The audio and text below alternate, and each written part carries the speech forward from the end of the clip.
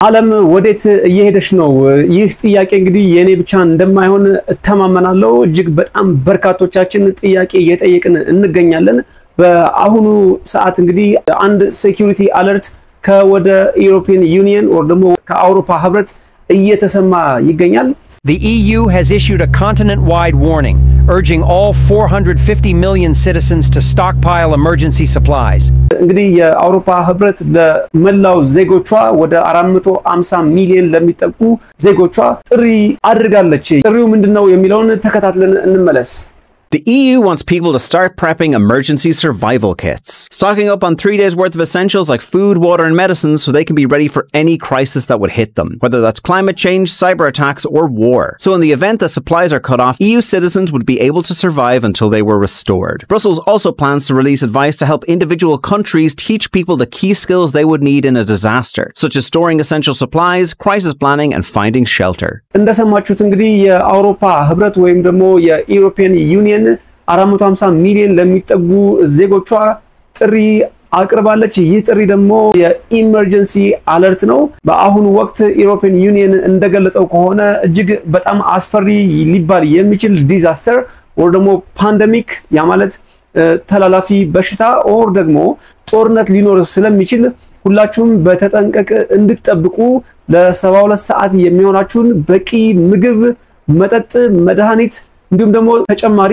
አንዳንድ አክሰሰሪዎችን ይዛችሁ በቤታችሁ መገኘት አለባችሁ።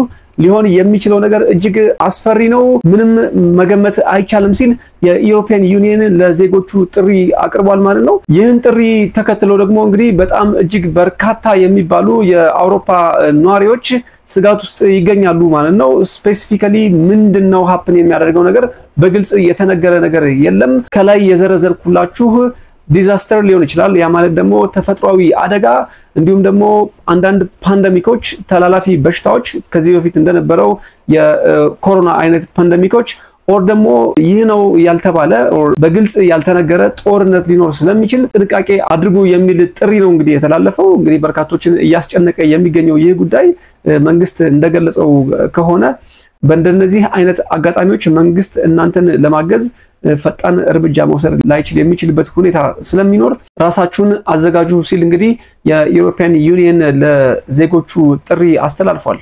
ይሄንን ተከትሎ እንግዲህ ተንታኞች እጅግ በጣም በርካታ መላምቶችን እየተናገሩ ይገኛሉ። በዋናነት ግን ይህ ጉዳይ ምናልባትም ከጂኦፖለቲክስ ጉዳይ ጋር ሊገናኝ ይችላል እያሉ ይገኛሉ። ያ ማለት ምንድነው? በቅርቡ እንደምታስታውሱት የዩሮፒያን ዩኒየን እና የራሺያ ጉዳይ እጅግ ከፍተኛ የሆነ ጡዘት ላይ የሚገኝበት ወቅት ነበረ። ከፍተኛ የሆነ ሰጣ ገባ ውስጥ መግባታቸውና ራሺያም ደግሞ የዩሮፒያን ዩኒየንን እንዳስጠነቀቀች የሚታወስ ነው። ከዚህ ቀደም እንደምታስታውሱት በዶናልድ ትራምፕ እና በዜሌንስኪ መካከል እጅግ በጣም ዱላ ቀረሽ ክርክር ሲደረግ እንደነበረ የቅርብ ጊዜ ትዝታ ነው። እስኪ ምን እንዴት እንደነበረ ለማስታወስ ያክል ተመልክተን እንመለስ። You're gambling with World War III.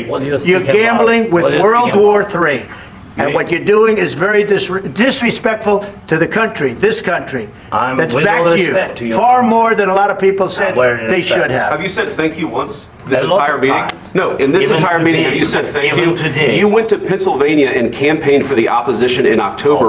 Offer some words of appreciation for the United States of America and the president who's trying to save your country. Please, you think that if you will speak very loudly about the war, He's not speaking loudly. He's not speaking loudly. Your country is in big trouble. Can I Wait a minute. No. You've done a lot of talking.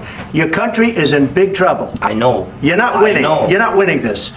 You have a damn good chance of coming out okay because of us. Mr. President, we are staying in our country, staying strong from the very beginning of the war. We've been alone, and we are thankful. I said thanks you haven't in been this alone. cabinet. You haven't been alone. In this cabinet. We gave you, through this stupid president, $350 billion.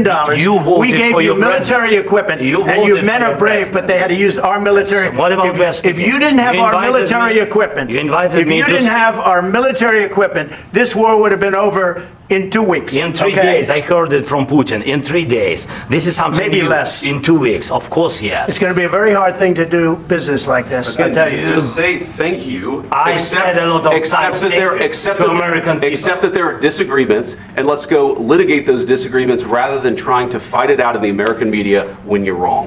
We know that you're wrong. But you see, I think it's good for the American people to see what's going on. I understand, sir. I think it's very important. That's why I kept this going so long. You have to be thankful. You don't have the cards. Thankful. You're buried there. Your people are dying. You're running low on soldiers. Listen, you're running low on soldiers. It would be a damn good thing. And then you tell us, I don't want a ceasefire. I don't want a ceasefire. I want to go and I wanted this.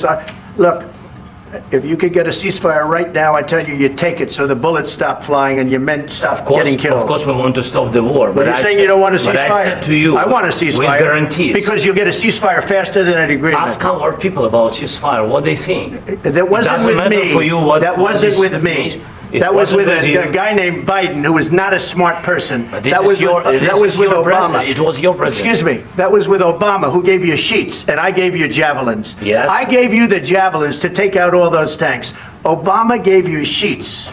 In fact, the statement is, Obama gave sheets and Trump gave javelins. You got to be more thankful. Because let me tell you, you don't have the cards. With us, you have the cards. በኦቫል ኦፊስ በነበራቸው ቆይታ እንደተመለከታችሁት ከፍተኛ የሚባል ዱላ ቀረሽ ክርክር አድርገው ነበር። ከሱን ተከትሎም እንግዲህ ዜሌንስኪ ከኦቫል ኦፊስ ከወጡ በኋላ ቀጥታ የሄዱት ወደ ዩሮፒያን ዩኒየን እንደነበረ የምናስታውሰው ነው። ያም ሆኖ የአውሮፓ ህብረት ዜሌንስኪን አለንልህ ምንም አይነት ችግር አይገጥምህም የጦር መሳሪያም ሆነ ሌሎች ተጨማሪ እርዳታዎችን የምናደርግልህ ይሆናል ሲሉ የልብ ሰጥተውት እንደነበረ የሚታወስ ነው። ይህንን ተከትሎ እንግዲህ ራሽያ የአውሮፓ ህብረት ላይ ዛቻ ስትዘነዝር እንደነበረ የቅርብ ጊዜ ትዝታ ነው። ሆኖም ቀደም ብዬ እንደነገርኳችሁ ተንታኞች እንደገለጹት ከሆነ በዚህ ቀጠና ከፍተኛ የሆነ ጦርነት ሊኖር እንደሚችል እየተነበዩ ይገኛሉ። ጦርነቱም ሊሆን የሚችለው ምናልባትም ከራሽያ ጋር ሊሆን ይችላል የሚል ትንበያ እየተሰጠ ይገኛል።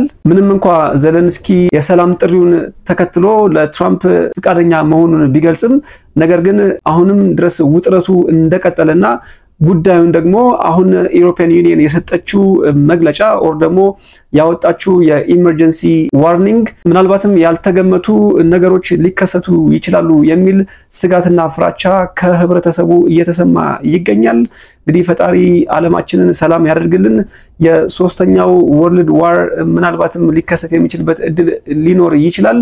ይህን ያልኩበት ምክንያት ደግሞ ዶናልድ ትራምፕ ከዜሌንስኪ በነበራቸው የኦቫል ኦፊስ ቆይታ ጉዳዩን ደጋግመው ሲያነሱት እንደነበር ሁላችንም ሰምተን ነበር። You're gambling with World War III. You're gambling with World War III. ያ ደግሞ ምናልባት አመላካች ይሆናል ብዬ ስለገመትኩ ነው። እንግዲህ እንደነገርኳችሁ ይህ ጉዳይ ለበርካቶች እንቆቅልሽ እንደሆነ ቀጥሏል ማለት ነው። በአሁኑ ሰዓት እንግዲህ የዩሮፒያን ዩኒየንን ጥያቄና መግለጫ ተከትሎ በርካቶች ዝግጁ አድርጎ የተባሉትን ማቴሪያል እንዲሁም ደግሞ ቁሳቁስ እያዘጋጁና ራሳቸውን ለ72 ሰዓቱ የቤት ውስጥ ቆይታ ዝግጁ እያደረጉ ይገኛሉ። የሚሆነውን አብረን የምንከታተል ይሆናል። ጉዳዩን በተመለከተ እንግዲህ እየተከታተልኩ ወደ እናንተ የማደርስ ይሆናል። ቻናሉን ላይክ ያደርጋችሁ ብዙዎቹ ጋር መረጃው እንዲደርስ አድርጉ። አዲስ ከሆናችሁ ሰብስክራይብ አድርጋችሁ ቤተሰብ ይሁኑ። ላለው ጤና ይስጥልን።